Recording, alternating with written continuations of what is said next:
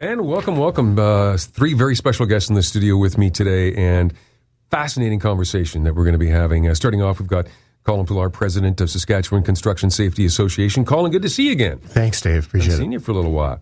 Also, Ty Robinson is in with us, the rider coach for quality control, strength, and conditioning, obviously with the Roughriders. Nice to meet you today. Thanks for coming in. Thank you for having me.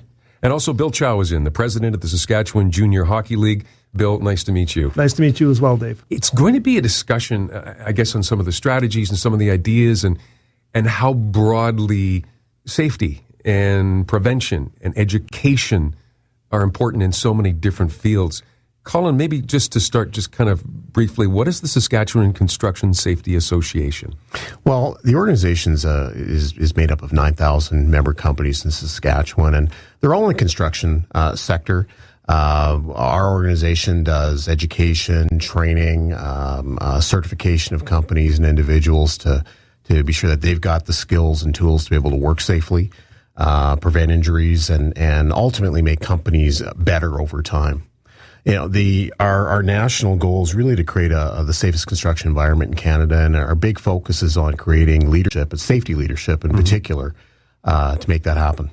You know, Ty Robinson, writer, coach for quality control, strength, and conditioning. You know, I can't help but think, just what we've just heard from Collin and how much that translates to football and sports in general. And I can't help but think that the cult of sports safety has changed significantly in the last 5 to 10 years. How have you seen it change? I think each sport is trying to limit the time of play, how much players play the sport. I think they can still divvy it down just a hair. But, yeah, it's changing more so of how the athletes take care of themselves when they're away from the sport, with their nutrition, with their recovery, which is very, very key. But, yeah, it's slowly continue to change every year. Well, I look at even something like the concussion protocols now. Yes. That we follow. I mean, that was 10 years ago. If you'd have told me that this would be happening, I'd have gone, excuse me? What? Huh? Exactly. You know, it's, oh, yeah, somebody got their bell rung. Exactly. You know. Exactly. Can you feel, how you feeling? You feeling okay? Okay, get back out there. Exactly. Take some smelling salts. Yeah, exactly. And, you know, Bill Chow, president of the Saskatchewan Junior Hockey League. Bill, I mean, I'm sure you've seen the changes in your sport as well. Well, and like I mentioned earlier, we, 8 years ago, the four Western Junior A leagues created the Junior A supplement, and now that supplement has been endorsed by Hockey Canada and has been taken across Canada for Junior A as well as Junior B, and some of those elements have been taken down to mid to AAA as well. So, and again, it's about, educating, because, of course, 10 years ago, it was still the old style of hockey, let's just call it that way. And things have changed in the last 8 to 10 years, obviously. Everybody on any given night can watch an NHL game, and you can see the speed of the game. You don't see as many big hits anymore. You don't see as many fights in the game anymore. And that's all because of education and awareness. And so, it's just it's a process. I mean, have we become a softer society? That's, everybody can have their own opinion on that.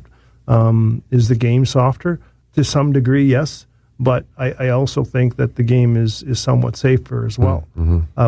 We also know that for the fact that, hockey is a fast-paced game, that, there are going to be injuries regardless of what you do to try to prevent them. But I think if we, as a league, as the Saskatchewan Junior Hockey League, and then as the Canadian Junior Hockey League, if we've done things to educate players as well as coaches and put programs into place that not necessarily prevent, but allow players to recover, and recover not at the coach's demands, but at the professionals that know what they're doing, then I think it's out of the hands of the trainer, it's out of the hands of the coaches, and it's up to professionals to determine when that player returns to work. Ty, I see you nodding your head all the way through this, Ty. Yes.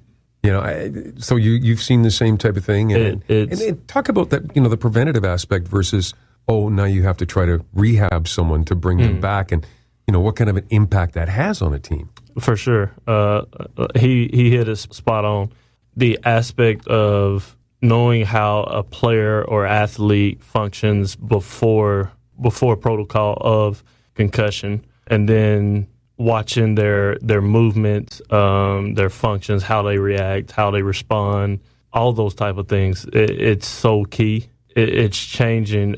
It's changing every year. Mm-hmm. It's changing every year. Well, and as the education increases and as people become more aware, I would think. But, you look at the impact on a team, when you lose your starting wide receiver for a while, when you lose your quarterback for a while, you look at and the impact on a team. And Collin, as president of the Saskatchewan Construction Safety Association, I can't help but think that you can see something comparable in the workplace. In both these situations they are parallel to what we see in the workplace, what we're seeing in business today. Attitudes are beginning to change in part because of education, another part because of awareness. But we're also recognizing when we do lose a coworker who's been working beside us that suddenly the team's not able to function the way that it was prior to that. It's costly to the business, it's costly to the individuals, and we know that we could prevent a lot of that from happening. That's between the work between employers and employees who are working on these sites can recognize, hey, there's a risk here that we're about to cross over into, and there's something that we can do about that, whether it's mitigated or take the most serious elements of it out of that, so that if there is an injury, it's a minimized in its impact as well as its frequency. And so it was a big part of what a lot of people do is in our industry, they follow sports, and there's so many parallels to this. It was, almost impossible to not talk about the three together. It's really striking. And Bill was mentioning, Bill Chow, the president of the Saskatchewan Junior Hockey League, about, 8 years ago or 10 years ago, there was still a lot of that kind of old school hockey thinking in the way.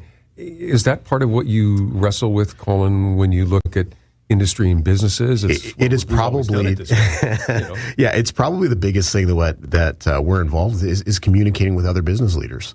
And, more and more business leaders are recognizing that it affects their team's play. And that team might be on the ice, they might be on a field, but they might just be in that workplace working on a site together. And, we mentioned, losing a player, a particularly a key player.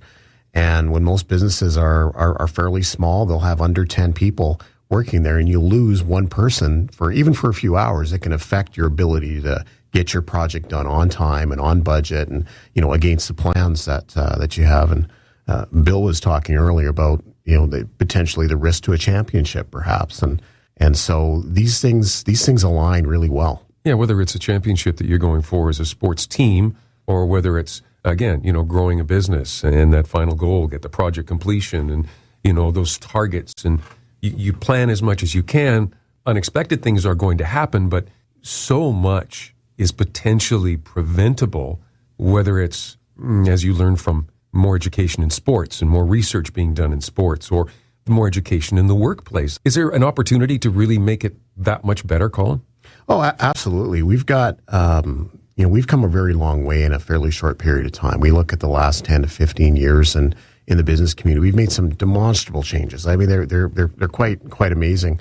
But we still have a challenge with really serious injuries and the frequency of that. And unfortunately, we haven't had a great history with that. But now we have the ability to identify those and to build plans around that. And that's really a new strategic area that we need to go in, just like they've have in football and in hockey, where they've said, listen, let's look at our most impactful injuries, ones that can cause serious long-term damage to people. And are there things that we can do about that without erasing the sport, but we could change it a little bit so that it, people can still enjoy the fun and all those elements around the sports, but still have people able to function well long term, be able to have nice long careers in whatever chosen field that they're in. I want to continue the conversation, gentlemen. Can you stay with me just for a little bit? Absolutely. Yeah. We're going to continue this conversation, so much more about the strategy and the potential impact and some potential solutions up front In the studio with me, Collin Pullar, president of Saskatchewan Construction Safety Association, Ty Robinson, rider coach for quality control, strength, and conditioning from, yes, the Riders, and from the Saskatchewan Junior Hockey League, the president, Bill Chow. A quick break. We're back with more. We'll continue this conversation right after this.